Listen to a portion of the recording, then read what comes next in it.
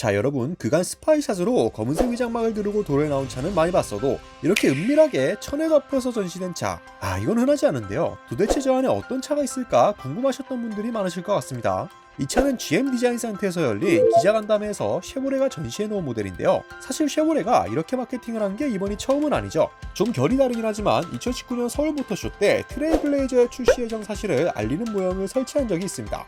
어쨌든 오늘은 이 파란 천 안에 있는 의문의 모델, 그 주인공에 대한 정답을 알려드리려고 하는데요. 최근 국내 도로 위에서도 푸른 천 대신 평범한 위장막을 두르고 포착됐죠. 저희 구독자분께서 이렇게 제보 사진을 보내주셨습니다. 감사 인사 먼저 드리고요. 저희가 커뮤니티에 사진을 올리자마자 뜨거운 반응들이 쏟아졌는데 아래 댓글을 보시면 한 구독자분이 전문적인 느낌으로 댓글 하나를 달아주셨습니다. 자세한 내용은 차차 알아보도록 하고요. 오늘은 베일에 가려진 쉐보레 차세대 CUV 이 모델에 대해서 살펴보도록 하겠습니다. 자, 쉐보레가 은밀하게 출시 준비 중인 이 모델, 도대체 어떤 모델일까요?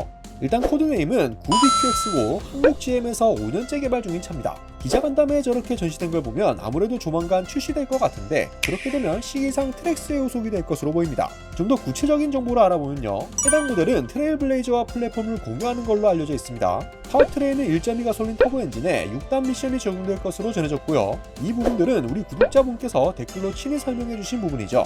여기에 첨언을 하자면 플랫폼을 공유하는 트레일블레이저와 마찬가지로 1.3 가솔린 터보 엔진이 장착될 가능성도 조금 있다고 볼 수 있습니다. 그렇게 되면 성능은 비슷하겠네요. 또 쉐보레가 항상 실내 디자인으로 욕을 많이 먹잖아요. 외관은 마음에 드는데 실내는 영, 쉐보레는 실내 신경 좀 써야 된다, 이런 반응들이 참 많습니다. 그래서 이 모델은 그런 점들을 감안해서 최신 트렌드를 어느 정도 반영하지 않을까 싶은데요. 요즘 나오는 벤츠나 현대차처럼 계기판과 내비게이션이 센터 패시아를 따라 길게 이어지는 디자인을 채택할 거라는 이야기도 많이 들리죠. 그리고 또 하나 흥미로운 소식을 전해드리자면 9BQX는 배지 엔지니어링 모델로 오펠과 뷰익 버전으로도 출시될 전망입니다. 오펠과 뷰익 버전은 트랙스와 마찬가지로 수출형 모델이 될 예정이고요. 모두 창원 공장에서 생산되는 것으로 알려져 있습니다.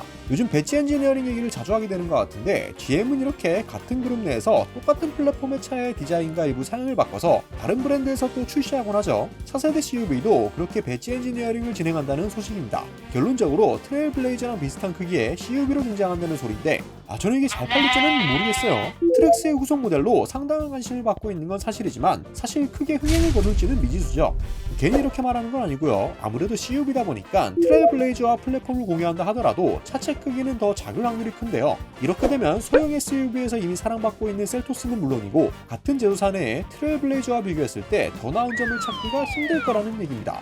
가격 경쟁력이 뒷받침된다면 또 모르겠지만요. 이런저런 상황을 고려해봤을 때 아무래도 트랙스처럼 수출에 힘을 쏟는 모델이 되지 않을까 싶어요. 트랙스의 경우엔 국내에서는 성적이 저조해도 해외에서는 나름 잘 팔렸죠. 실제로 GM의 수출 후자 노릇을 한다고 많이 알려져 있고요. 2020년 상반기에는 미국에서 소형 SUV 중 판매량으로 1위를 차지하기도 했습니다. 쉐보레 CUV 얘기를 하다 보니까 이 모델 얘기도 안 할 수가 없는데요. 최근에 쉐보레가 중국에서 멜로라는 전기 CUV를 출시했죠. 뷰익 벨리6의 현대차이기도 한데요. 스펙이 나쁘지 않아서 국내 네티즌 사이에서 멜로 EV로 국내 출시하면 괜찮을 것 같아 라는 반응들이 나오고 있습니다. 일단 멜로에는 최고 출력 150마력, 최대 토크 35.7의 싱글 전기 모터가 적용되고요. DC 고속 충전을 하게 되면 40분 만에 80%까지 충전이 가능합니다. NEDC 전비는 13.1kWh per 100km로 알려져 있죠. 실내에도 10.1인치 인포테인먼트 모니터, 8인치 전자식 계기판, 그리고 수평형 대시보드를 적용해서 나름 준수한 모습이고요. 여담으로 한국 GM이 도입하기로 한 차량 중 한 대로 거론되었던 FNRX 컨셉트카의 양산형 버전이 바로 멜로인데요.